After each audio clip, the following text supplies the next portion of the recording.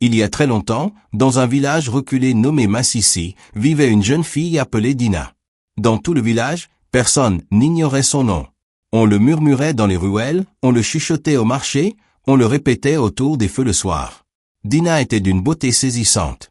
Ses yeux brillaient d'un éclat rare, profond, presque mystérieux, et sa peau était lisse comme la surface calme d'une rivière au lever du jour. Lorsqu'elle marchait dans les ruelles poussiéreuses du village, les conversations s'arrêtaient, les pas ralentissaient, et les regards se tournaient vers elle, fascinés. Mais cette beauté n'inspirait pas seulement l'admiration. Elle inspirait aussi la peur. Car Dina détestait les hommes. Elle n'était pas comme les autres filles de Massissi. Elle ne riait pas aux plaisanteries. Elle ne souriait à personne.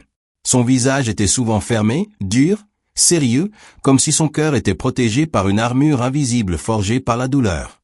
Lorsqu'un homme tentait de lui adresser la parole, la tension montait immédiatement. Elle ne les laissait jamais s'approcher. Et si l'un d'eux insistait, Dina répondait par la force. Sans avertissement. Sans hésitation. Les hommes du village avaient appris la leçon. Certains portaient encore les marques de ses coups, des yeux au beurre noir, des lèvres fendues, des cicatrices gravées dans la chair et dans la mémoire.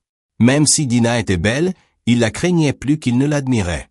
Restez loin d'elle, murmurait-il. Elle n'est pas comme les autres filles. Ainsi, Dina vivait parmi eux. Solitaire, fière, puissante et redoutée. Un matin, Dina se rendit au marché pour acheter de la nourriture. Le marché de Massissi était bruyant et vivant. Des vendeurs criaient leurs prix, des enfants couraient entre les étals, des femmes discutaient à voix haute en marchandant. Dina se fraya un chemin à travers la foule, droite et silencieuse. Elle choisit ses légumes, les plaça calmement dans son panier, puis se retourna pour partir. C'est alors qu'un jeune homme, distrait, ne regardant pas devant lui, entra brusquement en collision avec elle. En une fraction de seconde, sa main se leva. Pia. Le bruit du coup fendit l'air comme un coup de tonnerre. Le marché entier s'immobilisa. Plus un cri. Plus un pas. L'homme resta figé, le visage rouge de honte et de douleur. Il n'osa même pas lever la main pour se défendre. Je suis désolé. Balbutia-t-il, la voix tremblante. Sans attendre de réponse, il tourna les talons et s'enfuit, disparaissant dans la foule. Les femmes échangèrent des regards inquiets. Elle l'a encore fait. Mais personne n'osa reprocher quoi que ce soit à Dina. Tout le monde savait qu'il valait mieux se taire et la laisser partir. Malgré la peur qu'elle inspirait, beaucoup d'hommes rêvaient de l'épouser. Ils étaient terrifiés par elle, mais incapables de résister à sa beauté. Certains se disaient, peut-être que si je suis doux avec elle, elle finira par m'aimer. D'autres pensaient, une femme comme elle a simplement besoin d'un homme pour la calmer. Ils avaient tous tort. Un à un, ils vinrent avec des cadeaux, des promesses, des mots d'amour soigneusement choisis. Mais Dina voyait clair dans leurs intentions. Chaque homme repartait humilié, blessé, parfois suppliant son pardon. Elle ne leur accordait rien. Même le fils du chef du village tenta sa chance.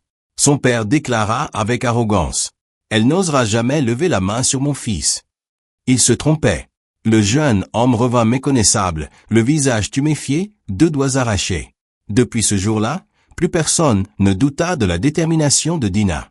La réputation de Dina finit par atteindre le palais. Le prince de Massissi, intrigué par sa force et son indépendance, décida de la rencontrer. Contrairement aux autres, Dina ne le repoussa pas immédiatement. Elle resta distante, observatrice, méfiante, analysant chacun de ses gestes. Dans le village, on murmurait. Peut-être que le prince est différent. Un jour, lors d'une promenade près de la rivière, le prince crut sentir une ouverture. Confiant, oubliant la prudence, il tenta de lui prendre la main. Pour Dina, ce simple geste réveilla un cauchemar ancien. En un instant, elle explosa. Ses poings frappèrent avec une force terrible. Le prince s'effondra au sol, en pleurs, incapable de se défendre. Les gardes accoururent et l'emmenèrent au palais, grièvement blessé. Furieux, le roi convoqua Dina devant tout le village. Il exigea une explication. Longtemps, elle resta silencieuse. Le silence était lourd, pesant, presque douloureux. Puis, sa voix s'éleva, tremblante, mais ferme. Elle parla de sa mère, battue chaque jour par l'homme qui aurait dû la protéger. Elle parla des cris, des coups, de la peur qui habitait la maison. Un jour, sa mère perdit l'enfant qu'elle portait. Peu après, elle perdit la vie. Dina n'était qu'une enfant. Elle avait tout vu. Et elle n'avait rien pu faire. Après cela, elle vécut chez ses oncles. Des hommes encore plus cruels. Des femmes humiliées, frappées, forcées au silence. C'est là que Dinah fit un serment. Aucun homme ne la contrôlerait jamais. Aucun homme ne la briserait. Le village resta muet. Les hommes baissèrent la tête. Les femmes pleurèrent. Ils comprirent enfin. Dinah ne se battait pas par haine. Elle se battait pour survivre. Le prince demanda pardon. Le roi déclara: plus jamais une femme ne sera maltraitée à Massissi. Les coupables furent punis. Et peu à peu, le village changea. Avec le temps, Dinah ouvrit lentement son cœur. Elle choisit d'épouser le prince, non par soumission, mais par respect et compréhension mutuelle.